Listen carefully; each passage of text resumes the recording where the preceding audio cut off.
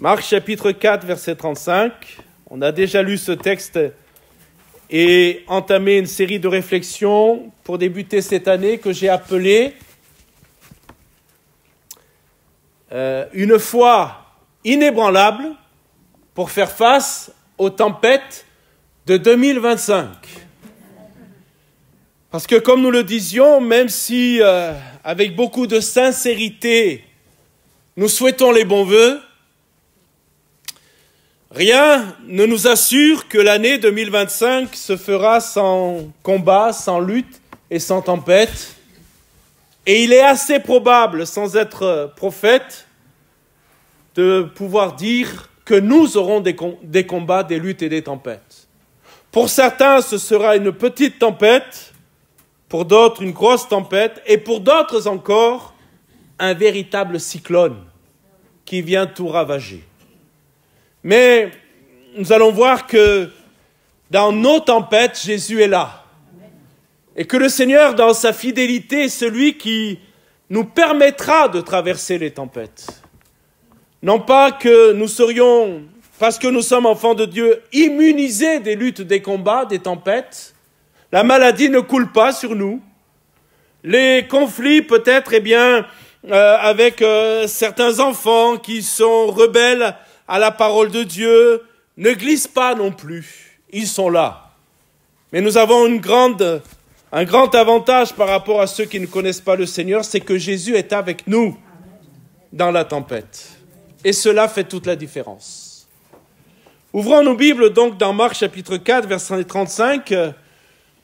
Montons avec Jésus et ses disciples dans cette barque ballottée, vous allez le voir, par les vents, à tel point que l'eau pénétrait déjà dans la barque. Et voyons comment les disciples se comportent et comment Jésus lui aussi va se comporter. Ce même jour, sur le soir, quel était ce jour?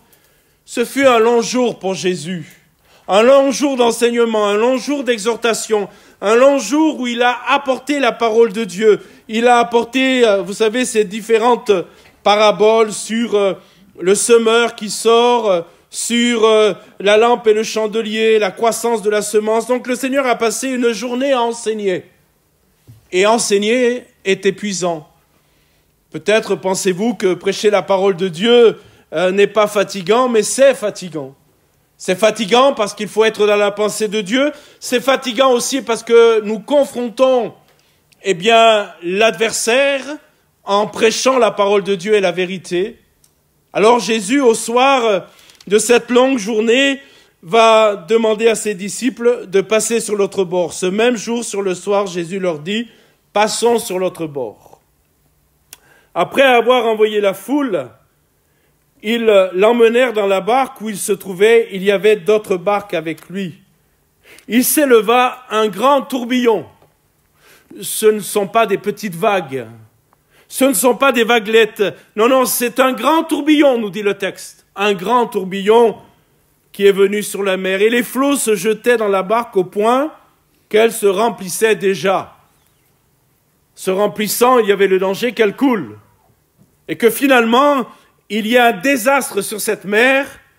Jésus et ses disciples pourraient périr noyés. Verset 38. Et lui, il dormait à la poupe sur un coussin. Ils le réveillèrent et lui dirent « Maître, ne t'inquiètes-tu pas de ce que nous périssons ?» S'étant réveillé, il menaça le vent et dit à la mer « Silence, tais-toi » et le vent cessa. Il y eut un grand calme. Puis il leur dit « Pourquoi avez-vous si peur? Comment n'avez-vous point de foi ?» Ils furent saisis d'une grande frayeur et se dirent les uns aux autres « Quel est donc celui-ci à qui obéissent même le vent et la mer? Amen. » La pensée que je veux partager avec vous ce matin est celle-ci tirée de ce passage que nous venons de lire. Le cri des disciples vers Jésus, ce cri qui peut-être peut être aussi le nôtre, peut-être a-t-il été le nôtre, peut-être est-il le nôtre aujourd'hui, ou peut-être sera-t-il le nôtre dans l'année qui vient. C'est le cri qui a réveillé Jésus Et c'est ce que nous avons lu. Ne t'inquiètes-tu pas, maître, ne t'inquiètes-tu pas de ce que nous périssons. Nous pouvons aisément comprendre, je pense, la réaction des disciples envers Jésus. Ils sont dans une fâcheuse posture. Le texte ne le dit pas, mais laisse entendre qu'avant qu'ils ne réveillent Jésus, eux, les professionnels, en tout cas certains, professionnels de la pêche, ont essayé de se sortir de ce mauvais pas sans réveiller Jésus, mais là, le tourbillon est trop fort, les flots sont trop importants, la barque se remplit, ils voient le niveau de la barque descendre, ils écopent, ils ne s'en sortent pas. En fait, ils sont plus que dans une fâcheuse posture, ils sont en grand danger. Il y a urgence, et que fait Jésus? Il dort. On ne dort pas dans une telle situation. On essaie de donner un coup de main. Et quand on s'appelle Jésus, on fait un miracle. C'est tellement désarmant de voir que Jésus ne fait rien. C'est tellement désarmant de voir que parfois Jésus ne fait rien alors que nous périssons. Nous prions, nous intercédons, non pas d'une façon religieuse, traditionnelle, mais nous prions, nous intercédons parce que nous sommes dans la foi et nous croyons que Jésus peut intervenir. Nous jeûnons, nous cherchons la face de Dieu, nous réclamons le secours, bien sûr, de l'Église, nous demandons à l'Église de prier pour nous, et puis finalement, il ne se passe rien. C'est désarmant. C'est difficile à comprendre, et nous pouvons comprendre que, ces disciples sont inquiets. Comment les blâmer, mes frères et sœurs? Comment les blâmer? Comment leur dire qu'ils ont manqué de foi? Parce que, mes frères et sœurs, nous sommes parfois, nous aussi, un peu comme eux. Nous pensons que Dieu ne s'intéresse pas à nous. Nous pensons que Jésus dort. Nous pensons que Jésus a d'autres priorités que les nôtres. Mais on va le voir dans quelques instants. Tout est sous le contrôle de notre Seigneur. Alléluia. Il dort. Il vous semble qu'il est pleinement endormi sur le coussin de la barque. Il dort. Mais malgré qu'il ne soit pas à l'action précisément, il contrôle toutes choses. Et je voudrais que nous gardions dans notre cœur cette pensée ce matin. Dieu est au contrôle. Même s'il nous semble qu'il dort, même s'il nous semble qu'il est inactif, alors que nous débattons, Jésus est au contrôle de toutes choses. Alléluia. Il contrôle toutes choses. Même ce que nous ne comprenons pas, même les choses qui nous dépassent. On va le voir au travers d'un autre texte, dans Jean chapitre 11. On en a parlé un peu rapidement la semaine dernière. J'aimerais maintenant que nous regardions d'un peu plus près ce texte. Dans Jean chapitre 11, il est question là aussi d'une nouvelle fois du fait que Jésus, semble-t-il, a dormi. Vous allez me comprendre, non pas dormi d'un sommeil comme dans Marc chapitre 4, mais en tout cas, il n'a pas été à l'heure du rendez-vous du drame de cette famille. C'est ce qui nous semble. Et on va voir que même si Jésus n'est pas intervenu quand cette famille l'a voulu, il était quand même au contrôle de toutes choses. Dans Jean chapitre 11, on connaît par cœur ce texte, mais on va quand même le lire, on va lire les 4 premiers versets. Il y avait un homme malade, Lazare de Béthanie, village de Marie et de Marthe, sa sœur. C'était cette Marie qui oignit de parfum le Seigneur et lui essuya les pieds avec ses cheveux, et c'était son frère Lazare qui était malade. Les sœurs envoyèrent dire à Jésus, « Seigneur, voilà celui que tu aimes est malade. » Après avoir entendu cela, Jésus dit, « Regardez bien la réponse du Seigneur, parce qu'elle est le secret de ce que Jésus va faire. Regardez bien la réponse du Seigneur. Cette maladie n'est point à la mort, mais elle est pour la gloire de Dieu, afin que le Fils de Dieu soit glorifié par elle. Amen. » La réponse de Jésus est celle-ci, notez bien, cette maladie n'est point pour la mort, première partie de la réponse, mais deuxième partie, elle est pour la gloire de Dieu. Nous pensons à ces deux femmes qui ont dépêché des amis pour aller chercher rapidement Jésus. Il y avait urgence. Comme dans la barque, il y avait urgence. Comme parfois dans nos vies, il y a urgence. Ne vous est-il jamais arrivé de dire au Seigneur dans votre prière secrète, dans votre maison, « Seigneur, fais vite maintenant, fais vite. Il est temps que tu agisses. » Oui ou non? Fais vite. Il y a urgence. Et ses amis sont allés rapidement chercher le secours de Jésus. Et la seule réponse qui ramène à la maison, ce n'est pas que Jésus se presse et vient rapidement, ce n'est même pas que Jésus ait fait une prière à distance pour que Lazare ne meure pas, c'est cette prière énigmatique et combien nous avons besoin de la comprendre. C'est cette réponse énigmatique et combien nous avons besoin de la comprendre. Cette maladie n'est point pour la mort, mais elle est pour la gloire de Dieu. Jésus ne se précipite pas au chevet de son ami malade, mais il dit, cette maladie n'est point pour la mort. Qu'ont dû penser ces deux sœurs lorsqu'elles ont reçu cette parole? Seigneur Jésus, tu n'as pas un lieu où poser la tête sur cette terre, mais tu sais très bien que tu es le bienvenu chez nous. Et s'il y avait une maison où Jésus allait se reposer et se réfugier régulièrement, c'était bien dans la maison de Marthe, Marie et Lazare. Seigneur, on t'a ouvert la maison. Seigneur, on s'est préoccupé de toi. Seigneur, on a pris soin de toi pour que dans ton ministère si épuisant, tu aies un lieu de refuge pour te reposer. Et le jour où on a besoin de toi, tu n'es pas là. Tu n'es pas là. Cela nous arrive, mes frères et sœurs, de nous adresser ainsi à notre Seigneur. Regarde, Seigneur, ce qu'on a fait pour toi. Regarde la consécration qu'on a pour toi. Regarde l'engagement qu'on a pour toi. On l'a fait non pas parce que nous voulions que tu nous bénisses en retour, mais quand même, remarque tout ce qu'on a fait, Seigneur. Et le jour où on a besoin de toi, tu n'es pas là. Et finalement, ces deux sœurs ont vu leur frère décliner. Voilà qu'il est de plus en plus malade. Voilà qu'elles sont obligées de se rapprocher de lui pour voir qu'il a le souffle de plus en plus saccadé. Elle l'accompagne jusqu'au dernier souffle. Et un moment, suivez-moi bien, un moment, c'est la mort qui a pris le dessus. Mais Jésus n'avait-il pas dit que cette maladie n'était pas pour la mort, mais pour la gloire de Dieu?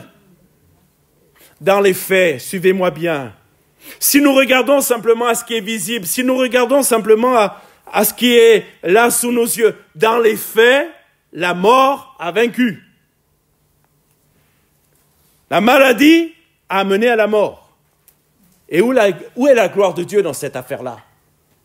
Est-ce que vous me suivez? Où est la gloire de Dieu? Comment une épreuve, écoutez-moi bien, comment une tempête, comment une maladie qui conduit à la mort peuvent être à la gloire de Dieu? Mais quand Jésus va dire, et c'est important de ne pas s'arrêter simplement à la première partie de la réponse de Jésus au drame de ses sœurs qui viennent chercher son secours, cette maladie n'est point à la mort, mais d'aller sur la deuxième partie. Mais elle est pour la gloire de Dieu. Comment une maladie peut être pour la gloire de Dieu? Comment un drame peut être pour la gloire de Dieu? Comment Dieu peut se servir de nos épreuves, de nos drames, pour sa gloire? Parce que le but de cette maladie était là. Le but de son non-intervention rapidement était là. Le but qu'il nous semble qu'il dort ou qu'il soit lent à agir était là. La gloire de Dieu. Vous savez, nous chantons, nous prions pour voir la gloire de Dieu. Il y a ce chant que j'aime beaucoup, que vous devez connaître. « Dieu, nous voulons voir ta gloire. » Vous connaissez ce chant? « Descends en ce lieu parmi nous. » Vous connaissez ce chant? Sauf que parfois nous oublions qu'il y a un prix à payer pour voir la gloire de Dieu. La gloire de Dieu ne se manifeste pas d'une façon, je dirais, instantanée. La gloire de Dieu, ce n'est pas quelque chose qui vient subitement. Il y a parfois besoin d'un processus long et qui nous fait passer par l'épreuve pour voir la gloire de Dieu. Il ne s'agit pas d'une simple déclaration sur l'état de santé de Lazare. Lorsque Jésus dit « cette maladie n'est pas pour la mort », mais elle est une révélation plus profonde, écoutez bien, sur le dessein de Dieu et le rôle de la souffrance dans la vie des croyants. Cette maladie n'est point pour la mort. Écoutez bien, Jésus ne dit pas que Lazare ne mourra pas. Ce n'est pas ce qu'il a dit.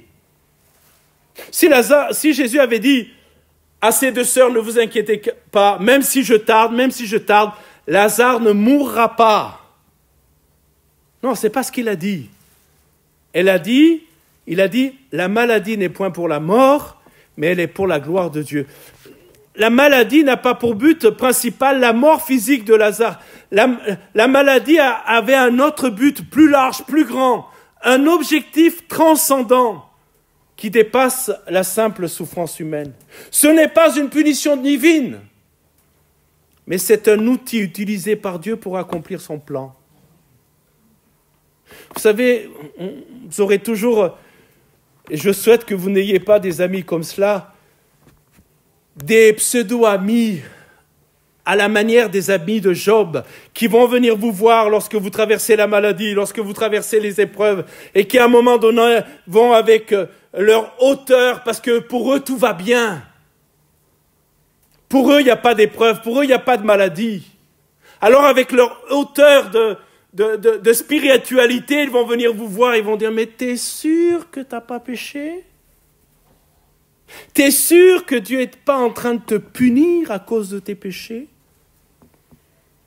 Cette maladie n'est pas une punition divine, mais je répète volontiers, elle va être utilisée par Dieu pour accomplir son plan et révéler la gloire de Dieu. Elle est pour la gloire de Dieu. Le but ultime de la maladie de Lazare est la gloire de Dieu. Dieu utilise cette situation difficile pour manifester sa puissance, sa grâce et son amour. Je me souviens, je vais vous rendre ce témoignage. Nous étions à une réunion de jeunesse dans une église où nous servions le Seigneur et à l'issue de la réunion, nous avions l'habitude d'aller dans une salle juste annexe pour boire quelque chose, pour terminer la réunion de jeunesse en buvant quelque chose, mangeant quelques gâteaux. Et j'ai laissé ma sacoche dans la grande salle. En revenant pour partir dans ma sacoche, il y avait mes papiers, les clés de la voiture, les clés de chez moi, mon chéquier, ma carte bleue, tout. Et le message du lendemain dans ma Bible que je devais prêcher dans une église où j'étais invité. Et on sort, on cherche le cartable, je ne trouve pas ma sacoche. Alors je vais voir un frère qui avait l'habitude de me faire des blagues en lui disant « S'il te plaît, là, David, donne-moi ma sacoche. » Il me dit « Je ne l'ai pas pris, je te jure, pasteur, je ne l'ai pas pris. » En fait, on m'a piqué la sacoche. Et on se retrouve là, sans les clés de la voiture, sans les clés de la maison, et carte bleue, le chéquier et tout. Obligé de mettre la voiture en panne, c'est-à-dire de lui enlever une roue. Parce que sinon, on va venir me piquer la voiture. Et de rentrer chez nous, compliqué, samedi soir. Vous imaginez, le lendemain, on devait aller prêcher dans une autre église. Ah, cette épreuve alors. Et là, on dit au Seigneur, mais franchement, Seigneur, pendant que je te sers et que je bois un petit verre avec les jeunes, tu ne peux pas veiller sur ma sacoche quand même, Seigneur? Et puis, vers le soir, 10h30, 11h, on reçoit un coup de fil.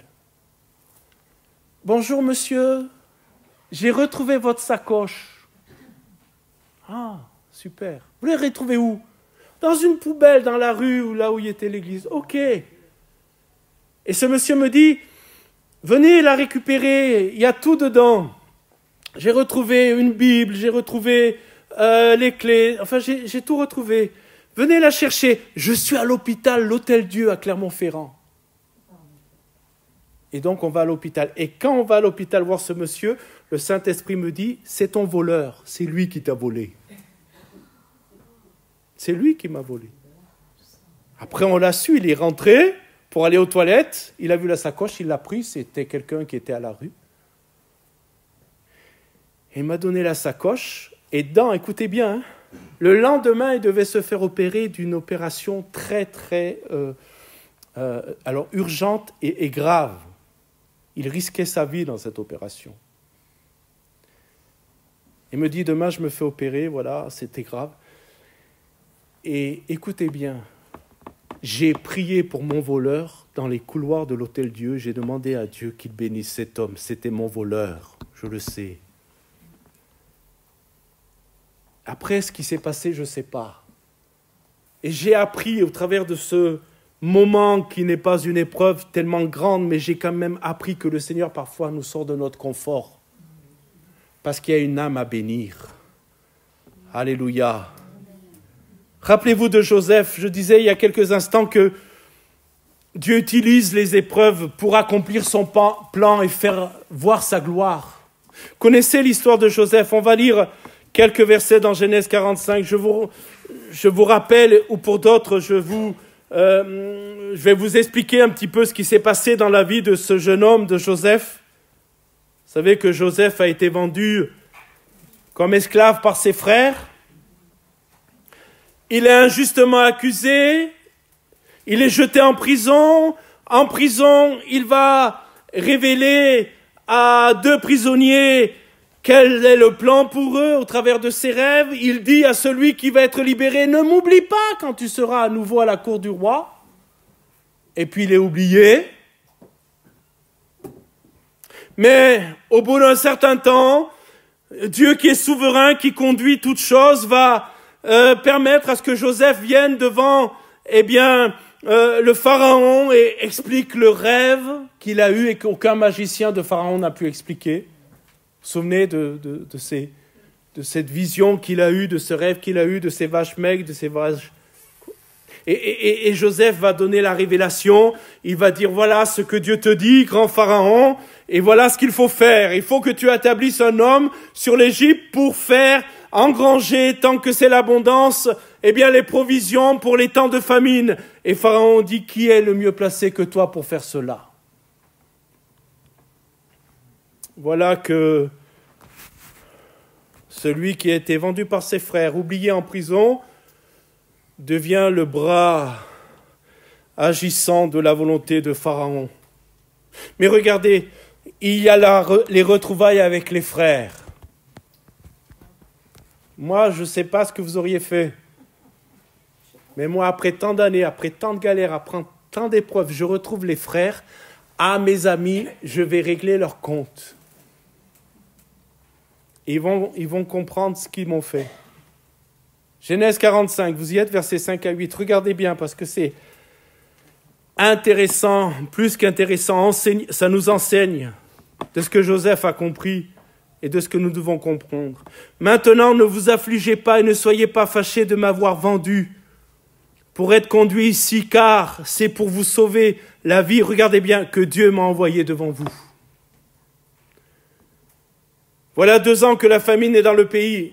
Et pendant 5 années encore, il n'y aura ni labour, ni boisson, ni moisson.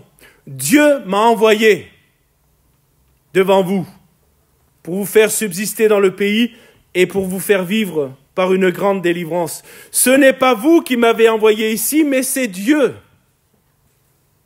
Il m'a établi père de Pharaon, maître de toute sa maison et gouverneur de tout le pays d'Égypte. Amen. 3 fois, Joseph va répéter à ses frères, qui bien sûr sont dans une grande culpabilité et qui ont peur des conséquences de ce qu'ils ont fait. 3 fois, Joseph va leur dire, c'est pas vous, c'est Dieu. C'est pas vous, c'est Dieu. C'est pas vous, c'est Dieu. Vous voyez, nous avons besoin d'apprendre que dans les combats, les tempêtes, les difficultés que nous sommes appelés à affronter, ce n'est pas les circonstances seulement. C'est Dieu qui est derrière. Savez-vous qu'il y a des tempêtes dans lesquelles nous sommes projetés et que nous traverserons avec la grâce de Dieu? Elles ont pour but la manifestation de la gloire de Dieu. La souffrance de Lazare et la réponse de Jésus deviendront un témoignage puissant de la puissance de Dieu sur la mort et sur la souffrance humaine. Il y a un texte de l'Évangile, je l'ai pas en mémoire, je l'ai de mémoire, j'ai pas la référence, mais où on sait que les gens, après la résurrection de Jésus, vont venir dans la maison de Marthe et Marie pour voir Lazare ressuscité. Parce que vous savez, il n'y avait pas Facebook, les réseaux, TikTok, mais il y avait les choses qu'on se dit en brousse. Hein. Ça se répandait. Lazare de Béthanie, frère de Marthe et Marie, était mort. Jésus l'a ramené à la vie. Et ils sont venus voir, les gens venaient voir ce miracle. Et c'était pour la gloire de Jésus. Charles Spurgeon a dit, écoutez bien, nos épreuves sont les plateformes de la gloire de Dieu. Amen. Nos épreuves sont les plateformes de la gloire de Dieu. Il est important de noter que le verset dont nous avons parlé il y a quelques instants ne promet pas l'absence de souffrance dans la vie des croyants. Cette maladie n'est point pour la mort, mais la mort a pris. La mort, semble-t-il, a vaincu, jusqu'à ce que Jésus la vainc lui-même. Alléluia. Jusqu'à ce que Jésus remporte la victoire et dise aux morts qui sont déjà, Lazare sort. Alléluia. La réponse de Jésus à la maladie de Lazare, sa compassion, son pouvoir sur la mort, nous donne l'espoir et confiance que même, écoutez-moi bien, dans nos moments les plus sombres, Dieu est avec nous et travaille pour notre bien. Connaissons tous ce verset qui mériterait une longue méditation. Dieu fait concourir toutes choses pour notre bien. Dans toutes choses, il n'est pas dit seulement les bonnes choses. Vous êtes avec moi? Les mauvaises aussi. Mais je vois que ça vous manque, la tempête vous manque. Remontons dans la barque avec les disciples de Jésus. En proie à une grande frayeur et Jésus qui dort. Ce qui est vraiment étonnant et désarmant dans notre passage, c'est que Jésus arrive à dormir alors que la frêle embarcation est en pleine tempête. Le texte ne le dit pas, mais on n'a pas de mal à l'imaginer. Si vous avez fait un peu de bateau et s'il y a un peu de vagues, il est évident que Jésus est trempé jusqu'aux os. Vous me suivez? Il est trempé jusqu'aux os. Mais il dort. Jésus ne partage pas leur drame. Il ne fait rien, il ne prie pas. Écoutez bien, il n'apporte aucune parole d'encouragement. Il ne lève pas un peu la tête pour dire à ses disciples, ne vous inquiétez pas, tout va bien aller. Il ne dit rien, il dort. Alors que si vous regardez la parole de Dieu, toute la journée il a enseigné, il a exhorté, il a encouragé, il a fait des promesses. Mais ses disciples qui ont besoin de lui ne reçoivent, écoutez-moi bien, ni son secours, ni une seule promesse, rien du tout. Vous reconnaissez-vous dans ces disciples? Je veux dire, ne vous arrive-t-il pas parfois de voir que Jésus répond aux prières des autres? Jésus s'occupe des autres, et il semble que Jésus ne s'occupe pas de vous. Ça ne vous arrive pas? Des fois, on entend de beaux témoignages, c'est merveilleux. Témoignage de guérison réelle, de quelque chose que Jésus a fait. Et on est là sur nos chaises, on entend ce témoignage et on dit dans notre cœur, moi ça fait des semaines, des mois, voire des années que je te demande et j'ai rien vu. Vrai ou pas? J'ai rien vu. Mais maintenant, permettez-moi de vous dire que pour les disciples comme pour nous, écoutez bien, pour les disciples comme pour nous, la noyade ne fait pas partie du scénario. C'était pour les disciples leur scénario. Ils allaient périr avec Jésus dans ce lac déchaîné. Peut-être ont-ils vite oublié que Jésus ne devait pas mourir noyé. Le savez-vous? Oui ou non? Jamais les prophéties de l'Ancien Testament, jamais Jésus lui-même n'a dit que je mourrai noyé. Jamais. C'était leur vision à eux. On va mourir noyé, Jésus va mourir noyé. Mais qu'avait dit Jésus après une longue journée d'enseignement? Écoutez bien ce qu'il leur avait dit. Passons sur l'autre bord et non pas allons mourir noyés sur le lac. Vous m'entendez? Jésus avait dit, passons sur l'autre bord. Autrement dit, on va prendre la mer et on va arriver sur l'autre bord. Jésus n'avait jamais dit, nous allons mourir noyés sur ce lac. Et cette seule parole de Jésus, passons sur l'autre bord, aurait dû les maintenir dans la foi, même en pleine tempête. Jésus nous a dit qu'on va arriver sur l'autre bord. Alors oui, on est dans une situation critique. Oui, la tempête est là. Oui, les vagues sont là. Mais Jésus nous a dit qu'on passerait sur l'autre bord. Alors on va passer sur l'autre bord. Alléluia. Jésus, et je vais conclure avec ça, Jésus s'est engagé à nous conduire sur l'autre bord. Quel est notre autre bord à nous? C'est cette place que Jésus est en train de nous préparer dans le ciel. Jean 14. Jésus a dit à ses disciples, je vais retourner auprès du Père et je vais vous préparer une place, afin que là où je suis, vous y soyez aussi. Mais entre notre conversion, entre aujourd'hui et cet autre bord, il nous faut traverser les tempêtes de ce monde. Nous aimerions que la mer soit toujours calme.